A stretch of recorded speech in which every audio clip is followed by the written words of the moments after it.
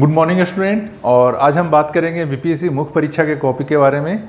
Toppers copy कैसे लिखते हैं और कैसे उनको इतना अधिक अंक मिलता है, तो आप भी जानना चाहेंगे कि उनके कॉपी में कैसे बारीकी से चेक होता है, कहाँ कहाँ किस किस पॉइंट को देखते हैं, कितनी बारीकी से देखते हैं। तो आज के वीडियो में हम चर्चा करेंगे टॉपर्स कैसे लिखते हैं, आप कैसे लिखते हैं और आपकी कॉपी जो आपने भेजा है उसके बारे में आज हम चर्चा करेंगे। तो सबसे पहले चर्चा करते हैं स्टूडेंट, देखो जो मुख्य परीक्षा का एग्ज़ाम होता है ना, वही मेन एग्ज़ाम है। जैसे बीपीएससी एग्ज़ाम में 3 स्टेज होता है, प्रीलिम्स, मेंस, उसके बाद इंटरव्यू। प्रीलिम्स सिर्फ भीड़ को कम करने का एग्ज़ाम है स्टूडेंट। इतना सारा लोग, जो 5 लाख लोग, 6 लाख लोग जो फॉर्म भरते हैं, तो उस भीड़ को संभव नहीं है कि सारे 5-6 लाख लोगों से बिठा करके मेंस का एग्ज़ाम लिया जाए। तो एक स्क्रीनिंग होता है, हर जगह स्क्रीनिंग होता है कि उस भीड़ को कैसे कम किया जाए। तो उसी भीड़ को कम करने के लिए बीपीएससी प्रीलिम्स एग्जामिनेशन का आयोजन किया जाता है। इससे क्या होता है कि जो हल्के नॉलेज वाले या जिनका तैयारी सीरियस नहीं है, गंभीर तैयारी वाले नहीं हैं, तो वो ऑटोमेटिक छट जाते हैं। उनको अगले बार के लिए और थोड़ा तैयार होने का समय दिया जाता है। बट कुछ स्टूडेंट ऐसे हैं जो गंभीर तैयारी वाले होते हैं और दिख जाता है वो, और एग्ज़ाम में वो पास करते हैं और उनको मौका मिलता है मेंस एग्जामिनेशन लिखने का। क्योंकि सबसे मेंस लिखा पाना संभव नहीं होता है, इसलिए मेंस लिखने के लिए उनको चयन होता है। तो जब मेंस होते हैं तो मेंस में सबसे बड़ी जो चीज़ है वो क्या है, आंसर राइटिंग। और आंसर राइटिंग कैसे करना है, सबसे बड़े ज़्यादा लोगों का यही कन्फ्यूजन है। क्योंकि प्रीलिम, बहुत लोग क्या करते हैं ना, जब सारा एनर्जी प्रीलिम्स में ही झोंक देते हैं, मेंस के लिए कुछ बचा के नहीं रखते हैं। और एक करते हैं, करीब 60-70% स्टूडेंट ऐसा ही करते हैं। 2 गलती करते हैं। वो क्या, पहले एग्ज़ाम निकलने के बाद, फॉर्म निकलने के बाद तैयारी शुरू करते हैं। और दूसरा गलती क्या करते हैं, जब पीटी निकल जाता है तब ऑप्शनल और जीएस पेपर मेंस की तैयारी करते हैं। ये गलती मत करना स्टूडेंट, ये ज़्यादातर लोग गलती करते हैं। तो जो समय बीत गया अब उसके बारे में तो नहीं कहेंगे, अब जो समय बचा है उस समय में आप क्या कर सकते हो यही बता सकते हैं। तो 65वीं बीपीएससी का एग्ज़ाम अभी नवंबर में है, तो उन लोग को भी एग्ज़ाम है। बहुत सारे स्टूडेंट जो अब 6-7वीं के लिए तैयार हो रहे हैं, उन लोग को भी ये वीडियो आज मदद करेगा, कैसे लिखना है, क्या लिखना है, और बीपीएससी किस लेवल, किस बारीकी पे कॉपी चेक करता है। तो एक कॉपी है जो कि एक स्टूडेंट का कॉपी है, अच्छा नंबर उठाया है उन्होंने, तो आज उनकी कॉपी को भी हम लोग डिस्कस करेंगे और आगे बहुत सारी बारीकी पे हम लोग चर्चा करेंगे जो आप लोग डेली आंसर राइटिंग करते हो स्टूडेंट। तो आज हम देखते हैं फर्स्ट ऑफ ऑल उस कॉपी को,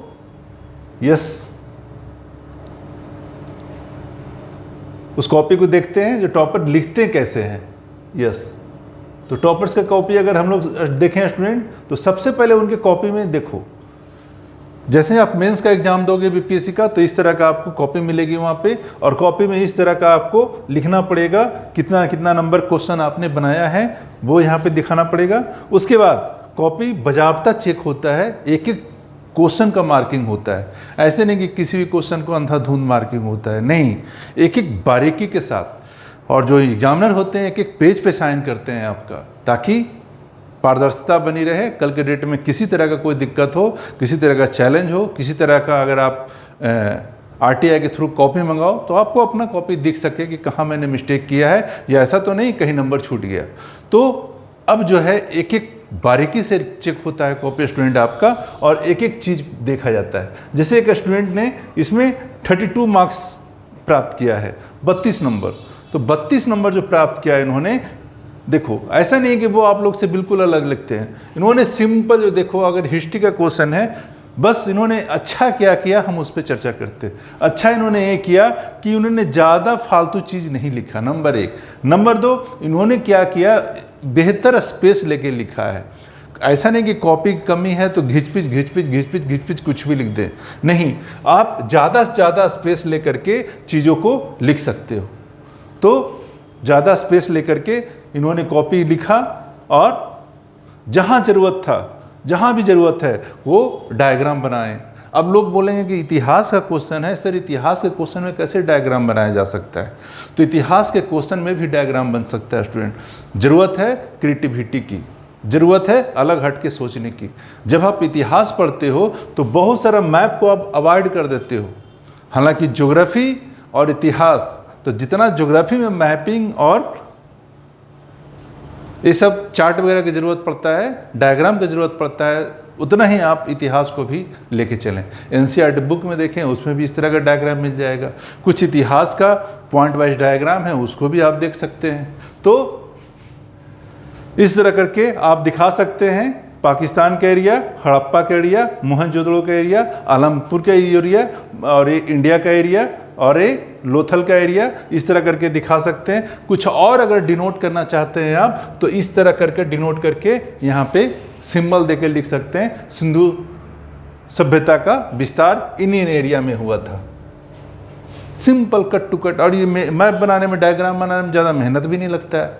एक काम और करना जो इन्होंने नहीं किया है, यहाँ पे नीचे में लिख देना जरूर, यहाँ पे नॉट टू अ स्केल। जब भी इस तरह की चीज़ें बनाना, कहीं भी, चाहे ज्योग्राफी हो, इतिहास हो, या कोई और सब्जेक्ट हो, जहाँ भी आप डायग्राम बनाते हो और इंडिया का या वर्ल्ड का या मैपिंग टाइप का कुछ भी चीज़ें बनाते हो, वहाँ पे ज़रूर नीचे लिख देना नॉट टू अ स्केल। इसका मतलब कन्फर्म हो जाता है कि ये मैप के अकॉर्डिंग, एग्जैक्ट एक्यूरेट मैप के अकॉर्डिंग नहीं है। तो स्टूडेंट, इन्होंने लिखा, हालांकि ऐसा भी नहीं कि मोतियों जैसे अक्षर है, आम अक्षर है जो कि जितना रीडेबल होना चाहिए, पढ़ने में आ रहा है। ओके, देन नेक्स्ट पेज देखते हैं। सिंधु घाटी सभ्यता के नगर नियोजन के प्रमुख लक्षण। तो नगर नियोजन के प्रमुख लक्षण जो मैं बार बार बोलता हूँ आप स्टूडेंट आपसे, कि देखो जो भी चीज़ें हैं, लिखो कम, समझाओ ज़्यादा। और चूंकि जो कॉपी चेक करने वाले होते हैं कोई आम आदमी तो होते नहीं है, है ना, वो ऐसे ही बहुत पढ़े लिखे होते हैं, तो उनको और कितना पढ़ाओगे आप। तो अच्छा है कि उनको पढ़ाओ कम और दिखाओ ज़्यादा। ठीक है, याद रखना, उनको पढ़ाओ कम और उनको दिखाओ ज़्यादा। तो कैसे दिखेगा? इस तरह का आप पाई चार्ट डायग्राम बना सकते हैं, है ना। नदियों के किनारे बसे नहर, नगर विन्यास, सड़कें, भवन, निकासी, है ना, इस तरह अन्नागार, कुआं, इस तरह करके आप दिखा सकते हो। उसके बाद इसको अगर एक्सप्लेन करना है तो इन्होंने एक्सप्लेन कर दिया, नदियों के किनारे बसे नगर, है ना। देखो एग्जामिनर एक एक लाइन को आपका पढ़ता है, ये नहीं कि अंधाधुंध दे करके नंबर या बिना एक्सपेक्ट करके निकल गया, नहीं है स्टूडेंट, एक एक लाइन वो आपका पढ़ते हैं। और ये जो टिक आउट देख रहे हैं, गुड गुड गुड गुड, जहाँ जहाँ उन्होंने ठीक लगा, सही किया है, यस, ठीक है। लास्ट में एक एक चीज़ का साइन भी होता है, ऐसे नहीं कि वो आपका पेज ऐसे ही चला गया, नहीं, एक एक चीज़ को ऑथराइज किया जाता है आपके उत्तर को। एक चीज़ जो ध्यान देने वाली बात है स्टूडेंट, जो जरूर ध्यान देना, इधर का जो स्पेस होता है कॉपी का और इधर का जो स्पेस होता है, दोनों स्पेस के बाहर आपको नहीं लिखना है, भूल के भी नहीं लिखना है। इधर का स्पेस आपका नहीं है, एग्जामिनर का स्पेस होता है, तो इधर का स्पेस में नहीं लिखना है। और क्वेश्चन नंबर भी लिखना है तो सब इस बॉक्स के अंदर, बॉक्स के बाहर नहीं, ठीक है। तो इस तरह से इन्होंने चीज़ें दिखाई, सड़कें, है ना, इस तरह करके आप बता सकते हो। क्योंकि देखो वहाँ पे बहुत ज़्यादा समय नहीं होता है आपके पास कि आप बहुत अच्छा डायग्राम बनाओ, बहुत अच्छा ड्राइंग करो, इतना टाइम नहीं होता है। यहाँ पे हो सकता है जब बैठ के लिखो आप तो आपके पास बहुत ज़्यादा टाइम है, लेकिन वहाँ पे टाइम का किल्लत सबके साथ होता है स्टूडेंट, ठीक है। तो इस तरह चीज़ें इन्होंने बनाया है। देन उन्होंने सड़क बताया, उसके बाद अगेन फिर भवन बताया, कैसे कैसा भवन का स्ट्रक्चर था, क्या क्या। जहाँ हैंड राइटिंग आपका ख़राब है, एक मैं टिप्स देता हूँ आपको, अगर लगता है कि आपका हैंड राइटिंग ख़राब है तो आप सटा के मत लिखिए शब्दों को, थोड़ा स्पेस लेके लिखिए। इससे क्या होता है ना कि पढ़ने में आ जाएगा, रीडेबल हो जाएगा, ठीक है। तो देखो इनका भी राइटिंग ऐसा नहीं कि बहुत मोतियों जैसे, लेकिन उन्होंने समझदारी क्या किया कि थोड़ा स्पेस लिया। अब इतना भी स्पेस नहीं ले लेना, जिसे मैंने बोला स्पेस लेने के लिए, तो इतना भी स्पेस मत लेना कि अर्थ का अनर्थ करके रख देना, ठीक है। तो आराम आराम से अगर स्पेस लेके लिखो तो वो चीज़ें रीडेबल होता है, पढ़ने में आता है, समझ में आता है, फिर एग्जामिनर खुश होकर आपको अंक देता है। ओके स्टूडेंट, इस तरह की चीज़ें। नाम में कहीं भी गलती मत करना, चाहे कोई भी इतिहासकार का नाम हो, चाहे जगह का नाम हो, कभी भी नाम में गलत मत करना आप, ठीक है। अगेन इस तरह की चीज़ें, यस। सिंधु घाटी सभ्यता ब्रैकेट में हड़प्पा सभ्यता लिख सकते हो, ये अच्छा इंपैक्ट जाता है इससे। ओके, देन अधिकारी सत्यापित भी करते हैं, एक एक चीज़ों को, एक एक पेज को सत्यापित करते हैं ताकि कल के डेट में ट्रांसपेरेंसी बनी रहे। ओके, इस तरह से पैराग्राफ, लोग बोलते हैं सर पैराग्राफ कहाँ से क्या चेंज करें। देखो हर लोगों में हर तरह की कन्फ्यूजन है पैराग्राफ को लेकर। सिंपल सी बात है, आगे का कुछ शब्द 2 लेटर छोड़ करके या 2 शब्द को 2 वर्ड को छोड़ करके भी आप यहाँ से पैराग्राफ चेंज कर सकते हो, मिडिल से भी कर सकते हो, तो इसमें कोई ज़्यादा इशू नहीं है स्टूडेंट। ओके, देन इन्होंने इस क्वेश्चन में 34 मार्क्स ऑब्जर्व किया है और यहाँ पे मार होता है 30 नंबर प्राप्त करने के लिए, 32 नंबर प्राप्त करने के लिए लोग लगे रहते हैं और इस तरह लिख करके आप 34 नंबर प्राप्त कर सकते हो। तो कोई बहुत ज़्यादा टफ नहीं है ना, कि इस तरह आप नहीं कर सकते हो चीज़ें। इससे अगर आपका कॉपी देखा जाए तो इससे कहीं ज़्यादा बढ़िया है। मैं अभी आपको चर्चा करूंगा, अभी दिखाऊंगा, इससे कहीं लाख बेहतर आप लिख रहे हो। अभी एक समय था राइटिंग खराब था, चीज़ें खराब था, फ्लो चार्ट खराब था, एक समय था आप लोग का कॉपी बैलेंस में आ चुका है। तो अगर आपका कॉपी देखें और इनका कॉपी देखें तो आपका कन्फ्यूजन दूर हो जाएगा स्टूडेंट। तो देखते हैं अब आप लोग का कॉपी जो आपने लिखा है। तो आपने क्या लिखा है स्टूडेंट, आपका कॉपी, यस, अब आपका कॉपी खोलते हैं जो आप लिखते हो। हाँ, आपका कॉपी ए रहा, यस। इन्होंने इंग्लिश में लिखा है जवाब, अच्छा है, और ये 34 नंबर से ज़्यादा मिलेगा अगर मेरे को देने का अंक रहे तो। इस तरह चीज़ों को आप बनाओ। अब देखो आगे की राह, इस तरह करके डायग्राम करके बनाओगे ना, इसमें क्या है ना कि आप ज़्यादा पेज का उपयोग कर सकते हो, ज़्यादा पेजेज। अब पेज की कमी तो है नहीं वहाँ पे, तो इस तरह करके आप डायग्राम, प्रतिस्पर्धा को मजबूत बनाने के लिए कृषि अवसंरचना में सुधार, सर्वसम्मति बनाना, राज्य किसान आयोग की सशक्त बनाना, इस तरह कर करके आप चीज़ों को दर्शा सकते हो। ये बहुत ही सही है, इसको आप कंटिन्यू रखिए। विपक्ष द्वारा उठाए गए मुद्दे, तो विपक्ष द्वारा उठाए गए मुद्दे, ये एक पेज में जो उन्होंने मेहनत किया है, ज़्यादा मेहनत भी नहीं लगा है इसमें, और चीज़ें रिफ्लेक्ट हो रहा है, चीज़ें दिख रही है सामने कि क्या कहना चाह रहा है। अब इसी को अगर लाइन बाय लाइन लिखते तो कहीं ना कहीं ये चीज़ें उबाऊ हो जाता और पढ़ने वाले को भी लगता क्या एक एक चीज़ पढ़ना पड़ रहा है। तो मैंने बोला है पहले ही आपको कि जहाँ एग्जामिनर का काम आप आसान करोगे तो एग्जामिनर आपको खुश होकर अंक देगा, और अगर एग्जामिनर का काम आप बढ़ाओगे, ज़्यादा उसको पढ़ने में अगर मेहनत लगना पड़ रहा है, तो कहीं ना कहीं आपका नंबर गड़बड़ाएगा, वो आपका नंबर खराब करेगा। तो उनका चीज़ें आसान करना, वो देखो एक स्टूडेंट ने इस तरह की चीज़ें बनाई है, गुड, सही है। इस तरह की चीज़ें आप कर सकते हैं कॉपी में। Yes, this type of flow chart you also use. Federal angle दे करके इस तरह इशूज जो भी है, फार्मर का जो इशूज है, अपोजिशन क्या कहता है, एक एक चीज़ों को आप बता सकते हो। इतना स्पेस ले सकते हो, चलेगा। रीडेबल भी है, खाली इसमें थोड़ा सा ध्यान रखना, थोड़ा रीडेबल हो, बस। ऐसे पढ़ने में आ रहा है बट रीडेबल है ना, क्या क्या सेगमेंट है इस तरह बता सकते हो। ओके, राइटिंग में 2 पेन के यूज कर सकते हो आप, कोई भी कंफ्यूजन मत रखना।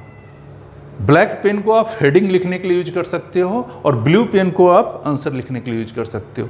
ब्लैक पेन से आप डायग्राम, पाई चार्ट जो भी बनाना है बना सकते हो, कोई कंफ्यूजन मत रखिए इस बारे में। और ब्लू पेन से आप अपना राइटिंग कर सकते हो, but not use green and red pen. Okay student, good going. इस तरह करके बता सकते हो। Issue related with the present media, आज मीडिया के साथ जो इशूज है वो उन्होंने, एक स्टूडेंट ने इस तरह बताया है। Okay, good. अगर भारतीय कृषि में लेसेज फेयर की नीति को समाप्त करने के पहले मजबूत संस्थागत व्यवस्था की आवश्यकता है, चर्चा करें। वेरी गुड, उन्होंने स्टार्टिंग किया है यहाँ से, और इतना ही स्पेस लेना है। मैं अभी चर्चा कर रहा था ना कि कितना स्पेस ले सर, कितना स्पेस में कॉपी को लिखें, इतना स्पेस लीजिए। रीडेबल भी है और सुंदर भी लग रहा है। तो इस तरह की चीज़ों पे आपको अंक मिलेगा, अच्छा अंक मिलेगा स्टूडेंट, ना कि 34 अंक से ज़्यादा आप प्राप्त करेंगे स्टूडेंट, ठीक है ना। इस तरह की चीज़ें। अब उद्देश्य लिखना है तो कोई कहेगा कि उद्देश्य के बॉक्स में क्यों घेरा, ऐसे भी लिख सकता है, ऐसे भी लिख सकते हो, लेकिन उद्देश्य को बॉक्स में से घेर देने से डायरेक्ट नज़र जाता है और कहीं ना कहीं ये रिफ्लेक्ट करता है एग्जामिनर की आंखों में, और वो समझ जाता है अच्छा उद्देश्य को फिर उन्होंने पॉइंट वाइज दिया है 1 2। ये पॉइंट को ना थोड़ा सा यहाँ पे और ज़्यादा दिखाना पड़ेगा, चूंकि इतना सटा सटा लग रहा है ना कि पॉइंट देखने में जोर देना पड़ रहा है, तो 1 2 3, तो इसको थोड़ा सा और रिफ्लेक्टेड बनाइए। गुड। संज्ञा दृष्टिकोण, गुड। यस। कॉपी में इस तरह का कोई भी सिंबल तिम्बल से अवॉइड कीजिए, बाकी चीजें ठीक है। हेडिंग देने के बाद आप इस तरह का अंडरलाइन कर सकते हो, नो इशू। बीच में कहीं कोई डेटा है जिसको आप दिखाना चाहते हो, बताना चाहते हो, उस डेटा को आप अंडरलाइन कर सकते हैं। Okay student, next. इसी तरह चूंकि देखो वहां पे प्रश्न लिखना नहीं होता है आपको, यहाँ पे कॉपी में आपने प्रश्न लिखा है, प्रश्न लिखना नहीं होता है, वहाँ पे सिर्फ उत्तर, क्वेश्चन नंबर, उत्तर और डक से शुरू कर दीजिए, ठीक है। तो प्रश्न लिखने की आपको दोबारा आवश्यकता नहीं है। इस तरह का पाई चार्ट बना सकते हैं, बना करके आप अपने उत्तर को दिखा सकते हैं स्टूडेंट। गुड, सही है, सही लिखा है उन्होंने।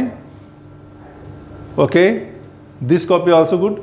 परामर्श में कमी, यस, इस तरह भी आप बना सकते हो, बहुत ही अच्छा लग रहा है और पढ़ने में भी आ रहा है, चीज़ों एक एक चीज़ें समझ में आ रही है पढ़ने में। Okay student, good. Okay okay, इस तरह करके भी आप चीज़ों को और डायग्राम बना सकते हो। इस तरह अगर आप कॉपी में करने की अगर आपको आदत है तो आपका अंक बढ़ जाएगा स्टूडेंट। इस तरह ट्रायंगल दे करके आप इम्पैक्ट के उसका बता सकते हो, ठीक है। उन्होंने एक ट्रायंगल दिया, लिख दिया 3 कृषि विधेयक जो विवादित है, तो वो 3 कृषि विधेयक जो विवादित है वो कौन कौन सा है? Number 1, number 2, number 3। अब इसी को अगर आप लाइन बाय लाइन लिखते तो कहीं ना कहीं वो वाव होता। ऐसे कर देने से लग रहा है बंदा क्रिएटिव है, चीज़ें बहुत आसान करना जानता है, ठीक है। तो इस तरह चीज़ें आप कर सकते हैं स्टूडेंट कॉपी में। गुड। देखो एक कॉपी है, देखो, हालांकि राइटिंग ठीक है बट थोड़ा रीडेबल नहीं है, पढ़ने में बहुत जोर देना पड़ रहा है, तो इस तरह का राइटिंग से आप बचिए। किन्हीं भी का भी अगर इस तरह का राइटिंग है तो जहां मैंने बोला है, जहां एग्जामिनर को जोर देना पड़ेगा आपके कॉपी को पढ़ने में, वहां आपका अंक कहीं ना कहीं रिफ्लेक्ट होगा, कहीं ना कहीं इम्पैक्टेड होगा, ठीक है। तो उससे बचिए स्टूडेंट। अब देखो इस कॉपी को पढ़ने में कितना जोर देना पड़ रहा है, तो थोड़ा सा कोशिश कीजिए रीडेबल हो, थोड़ा अच्छा लिखें, स्पष्ट लिखें, साफ लिखें। पेज भरने की कोशिश मत कीजिए कि बहुत सारा पेज भर दिए तो बहुत ज़्यादा नंबर मिल जाएगा ना। कटिंग वटिंग अवॉइड कीजिए कॉपी से, वो सब ज़रूरत नहीं है स्टूडेंट। ओके, ठीक है, इस तरह का राइटिंग रख सकते हो। और सबसे अच्छी चीज़ है कि जो भी चीज़ें लिखते हो अगर आप ब्रैकेट में इधर साइड में दे देते हो, 2 3 4 पॉइंट दिखा देते हो तो ज़्यादा अच्छा से रिफ्लेक्ट होता है, दिखता है चीज़ें साफ साफ। दिवालिया और शोधन अक्षमता कोड में व्यापार करने के लिए अनुकूल माहौल का सृजन किया है। Full stop. सेंटेंस कोशिश कीजिए हमेशा छोटा छोटा सेंटेंस बनाइए। बड़ा बड़ा सेंटेंस बनाने से क्या होता है ना कि कहाँ से आपने शुरू किया था, और एग्जामिनर पढ़ते पढ़ते जब लास्ट में इतना कॉमा आप देते हो कि एग्जामिनर लास्ट में आते आते जहाँ पे फुल स्टॉप होता है वहाँ पे सोचने लगता है कि लिखा क्या है। तो हमेशा सेंटेंस प्रयास कीजिए स्टूडेंट, छोटे छोटे सेंटेंस बनाइए, इससे अच्छा संदेश जाता है, ठीक है। इस तरह का कभी वाइटनर वहाँ पे लगाने की ज़रूरत आपको नहीं है। अगर फिर भी लगे कि वाइटनर लगाना ज़रूरत, वो कोई दिक्कत नहीं है। एक आध वर्ड अगर गलत हो गया तो आपको वाइटनर नहीं भी लगाएंगे, उसको कट कर करके उसके बगैर में सही करेंगे तो चलेगा। अब हर पेज में आप 2-3 मिस्टेक कर रहे हैं तो वहाँ पे कहीं ना कहीं प्रॉब्लम है स्टूडेंट, तो वो गलती आप ना करें। ओके, अब इस तरह के कॉपी में बिल्कुल रीडेबल है, अच्छा लग रहा है, पढ़ने में आ रहा है। राज्य किसान आयोग को सशक्त बनाना, चीज़ें आप इस तरह लिख सकते हैं, अंक मिलेगा आपको, अच्छा अंक मिलेगा। गुड, ठीक है। और अच्छा बात क्या किया उन्होंने, लास्ट में कॉपी जहाँ पे आंसर होता है, ये काम जरूर आप करें। आप नहीं करेंगे तो एग्जामिनर करना पड़ेगा, एग्जामिनर करेगा आपके कॉपी में, कट करेगा। तो वो जब कट करेगा आपके बदले अगर प्रयास करेगा, परिश्रम करेगा, तो वो कहीं ना कहीं आपसे उसका तो खामियाजा लेगा। तो खामियाजा क्या करेगा, अंक कटेगा। तो उससे अच्छा है कि जहाँ पे आपका मान के चलो 1 पेज है, फुल पेज है, और फुल पेज लिखने के बाद आधा पेज में आंसर खत्म हो जा रहा है, तो वहाँ पे क्या कीजिए, उस पेज को, आधा पेज को इस तरह लाइन दे करके कट कर दीजिए और फिर दूसरे पेज से उत्तर लिखना शुरू कीजिए स्टूडेंट। ये नहीं कि जहाँ पे वो ख़त्म हुआ दूसरे पेज पे जाइए, पेज आपके पास सफिशिएंट है। गुड। इस तरह के राइटिंग पे आपको बहुत अच्छा नंबर मिलेगा। ठीक है, सेंटेंस छोटा छोटा बनाइए, अच्छा है, सही है। तो इस तरह की चीज़ें पे आपको स्पष्ट होना चाहिए, बिल्कुल स्पष्ट। हाल ही में विशेष रूप से पंजाब और हरियाणा राज्यों में किसानों द्वारा 3 कृषि विधेयकों के विरुद्ध विरोध प्रदर्शन किया गया, जो जून 2020 में जारी किए गए अध्यादेशों को बदलना चाहते हैं। ठीक है, फुल स्टॉप, छोटा छोटा, जितना छोटा सेंटेंस बना सकते हैं बनाइए, स्पष्ट रखिए बिल्कुल। ठीक है, इस तरह से आप चीज़ों को डायग्राम दे करके समझाइए, इस तरह भी बना करके आप समझा सकते हैं। गुड। इस तरह की कॉपियाँ बहुत अच्छा है। अंक अगर मेरे को कहो तो 34 अंक से ज़्यादा मैं दूंगा इनको। हाँ, इस तरह की कॉपी आप बना सकते हो, बहुत अच्छा जा रहे हैं। समाधान लिख करके इस तरह भी आप चीज़ों को लिख सकते हो। नॉट इशू, ठीक है, बिल्कुल रीडेबल है और ऐसा भी नहीं लग रहा है कि मोतियों जैसा अक्षर बनाया गया है। जितना समय है उस समय को यूटिलाइज कर करके आप चीज़ों को दिखा सकते हो स्टूडेंट। ओके, इस कॉपी को तो मैं बोलूँगा इनको थोड़ा सुधार की ज़रूरत है। अपना उत्तर रीडेबल रखिए, पढ़ने में स्पष्ट नहीं है, इस पर थोड़ा मेहनत कीजिए आप। ठीक है, इस पर बहुत मेहनत करने की ज़रूरत है इस कॉपी पे। ना कहीं पाई चार्ट है, ना डायग्राम है, ना फ्लो चार्ट है, कहीं यूज नहीं करते हैं। ऐसे पढ़ने में एक लाइन पढ़ने में पसीना छूट जाएगा भाई साहब। और वो एग्जामिनर जब पढ़ेंगे तो वो तो और उनके पास बहुत काम रहता है। ठीक है, तो इतना मेहनत वो आपके कॉपी पे नहीं करेंगे। देखो कितना स्पष्ट है बिल्कुल। अतः मीडिया को लोकतंत्र का चौथा स्तंभ माना जा सकता है। अन्य 3 स्तंभ विधायिका, कार्यपालिका और न्यायपालिका है। एक काम करना, विधायिका कॉमा, अब कार्य दे करके डैश दे करके यहाँ पालिका लिखने की जरूरत नहीं है। क्या फ़ायदा? अब यहाँ पे विधायिका लिखिए, कॉमा दीजिए और कार्यपालिका यहाँ से शुरू कीजिए और न्यायपालिका। ये आदत होती है लोगों में ना, कार्यपालिका डैश दे करके आधा छोड़ करके फिर आधा यहाँ से लिखना। क्या ज़रूरत है? इसको आप पूरा यहाँ से लिखिए। वर्तमान में मीडिया से संबंधित मुद्दे, क्या क्या मुद्दे हैं? निजता का अधिकार, मीडिया ट्रायल, पेड न्यूज, कितना स्पष्ट इन्होंने लिख दिया है। ठीक है, इस तरह देखे पॉइंट वाइज 1, 2, 3। आरुषि तलवार का जो मुद्दा था, है ना, उन्होंने एक एक चीज़ को एग्जाम्पल दे के समझाया है, बताया है। इस राइटिंग को थोड़ा सा लिखते अच्छा है, इनका मीनिंग अच्छा है, हाँ, बट इसमें थोड़ा सा रीडेबल खाली होना पड़ेगा, बट ये ठीक हो जाएगा। ओके, इस तरह की चीज़ों को आप बना के लिख सकते हो, कोई इशू नहीं है। इस तरह का अगर बनाते हो और बढ़िया है, वेल एंड गुड। लेकिन देख लेना वहाँ एग्जामिनेशन हॉल में इतना टाइम मिलेगा आपको कि आप इस तरह की चीज़ें प्रेजेंट कर सकते हो, रिफ्लेक्ट कर सकते हो। अगर आप कम समय में ये सब चीज़ें कर ले रहे हो तो वेल एंड गुड, देन कुछ और सोच लीजिए। ठीक है, अब इस राइटिंग ठीक है। अब सेंटेंस देखते हैं इनका। नई समिति की स्थापना। अब देखो, स्थापना के बाद 2 डॉट देने की जरूरत नहीं है। मैंने बोला देखो अशुद्धि चलेगा दोस्त, अशुद्धि में प्रॉब्लम नहीं है, बट प्रॉब्लम कहाँ है कि ऐसे ऐसी चीज़ों का अशुद्धि कर रहे हैं कि जो अशुद्धि में मतलब क्षमा के लायक नहीं है। अब स्थापना के बाद बिंदु देने की जरूरत नहीं है। ठीक है ना, तो इस तरह की चीज़ों को अवॉइड कीजिए आप। निष्कर्ष, ठीक है, संसद की प्राथमिक भूमिका, विचार विमर्श, चर्चा और तो इस तरह की चीज़ें। सेंटेंस तो लग रहा है एक वर्ड यहाँ, एक वर्ड यहाँ, एक वर्ड यहाँ, एक वर्ड यहाँ, मतलब लाइन जो है ना ठीक से नहीं जा, जिग जैग जा रहा है, जिग जैग। तो इस तरह के जिग जैग लेटर को एकदम बिल्कुल अवॉइड कीजिए। और अगर नहीं समझ में आ रहा तो लिखना लिखिए, शर्म नहीं करना है। जो करे शर्म उसके फूटे कर्म। तो जहाँ लग रहा है कि मेरा राइटिंग एक लाइन में नहीं हो रहा है तो आप राइटिंग लिखना शुरू कीजिए, सादा पेज पे, बच्चे की तरह। 1 महीना में देखिएगा चीज़ें सुधर जाएगा। लेकिन इस तरह जिग जैग, अब सेंटेंस कोई पढ़ना शुरू करता है, तकनीकी विशेषता और उसके बाद आवश्यकता है इस प्रकार, अब उसके बाद भुला जाएगा ये अगला कहाँ से पढ़ें। तो इस तरह की चीज़ें मत करना स्टूडेंट, ये आपका नंबर खराब करेगा। इस तरह की चीज़ें समझ में आ रही है। विभिन्न सूचनाओं एवं जानकारी से यह न केवल जनमानस को जागरूक करता है अपितु आलोचना के माध्यम से सरकार पर भी अंकुश लगाता है। एक चीज़ देखो, अब लोग बोलते हैं हिंदी मीडियम वाले कि सर अंक नहीं मिलता है, और यूपीएससी में तो खास लोग परेशान हैं कि अंक नहीं मिलता है, यूपीएससी हिंदी मीडियम वालों को अवॉइड कर रहा है, देखना नहीं चाहता है। देखो, कुछ गलतियां जो हमारी अपनी है ना, उसको एक्सेप्ट करना पड़ेगा। अब हिंदी हम एक लाइन सही से नहीं लिख रहे हैं स्टूडेंट, तो कहीं न कहीं सोचने वाली बात है। हम दूसरों की तरफ उंगली तभी कर सकते हैं जब कुछ अपने में सुधार करें।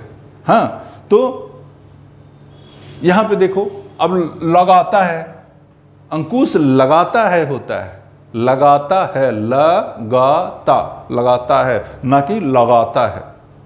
ठीक है, तो आप हिंदी भी कम से कम सही से लिखो। और कितना भी आपका राइटिंग है अच्छा है, अगर मान के चलो राइटिंग अच्छा है, चीज़ें ठीक है, हो सकता है एग्जामिनर की नज़र में ये चीज़ें बच के निकल जाए, ये भी संभव है।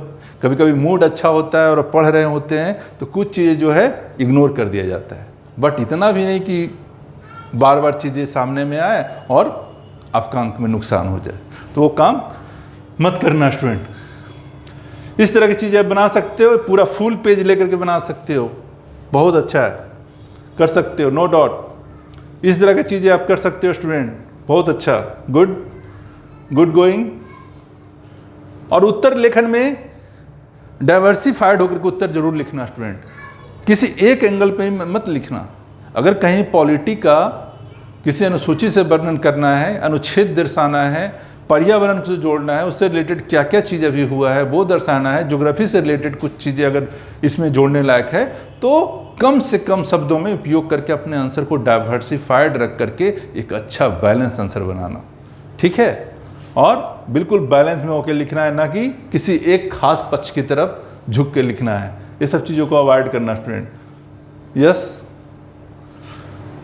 अब इन्होंने क्या किया है, बीच बीच में ब्लैक पेन का यूज किया है ताकि एग्जामिनर को ध्यान जाए। देखो, चीज़ें तो ठीक है, बट प्रॉब्लम थोड़ा सा ये है स्टूडेंट कि बीच बीच में ब्लैक पेन का यूज मत करो, आप इसको थोड़ा अवॉइड करने की कोशिश करो। क्यों?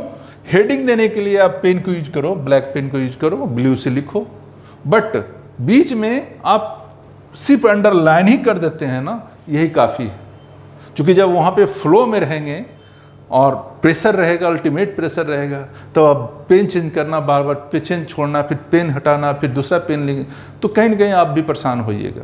तो जो फ्लो टूट जाएगा आपका, जो सेंटेंस सोचे हुए रहेंगे ना, वो छूट जाएगा आपका। तो ये सब चीज़ें को अवॉइड करना स्टूडेंट। ओके, इस तरह चीज़ें मत करना, ये ठीक नहीं है। जो चीज़ें पेज में सही लगे देखने में, अब झंडा की तरह इन्होंने इस तरह ऐसे करके बना दिया है, ये चीज़ें अवॉइड करना, मत करना है। ये कॉपी में इस तरह बना सकते हो, उसका इम्पैक्ट, प्रभाव, ये हुआ, ये हुआ, ये हुआ, ये हुआ, ये हुआ, चलेगा। इस तरह भी चीज़ें बना सकते हो, आप कॉपी में कर सकते हो, है ना। ओके, वेरी गुड, बहुत सही, बहुत सही। निष्कर्ष देने के पहले डॉट देना, सिंबल देना कोई ज़रूरी नहीं है स्टूडेंट, चलेगा। ये बहुत ज़्यादा घिचपिच हो जाए, इस तरह का मत बनाइए डायग्राम, ये बहुत ज़्यादा, हाँ इसको थोड़ा सा लगे। देखो, जो डायग्राम फ्लो चार्ट होता है ना कहीं आपका सोच दर्शाता है, और जो इस तरह आड़ा तिरछा ऐसे करके अगर बना देते हैं तो कहीं ना कहीं बचकाना हरकत जैसा लगता है, कहीं ना कहीं लग रहा है कि जैसा आप सोचेंगे ना वैसा ही चीज़ें यहाँ पे कलम से रिफ्लेक्ट होगा। तो ऐसा जिग जग मत बनाइए कि लगता है सोच भी जिग जग रहे हैं, तो ये सब चीज़ों को अवॉइड कीजिए। गुड कॉपी, सही है। कहीं अगर कुछ बीच में एकागो गलती हो जाता है चलेगा। अब हिंसा है ना, अब हिस्सा देखो, हिंसा और हिस्सा दोनों में अंतर है, तो ऐसा मिस्टेक मत करना कॉपी में।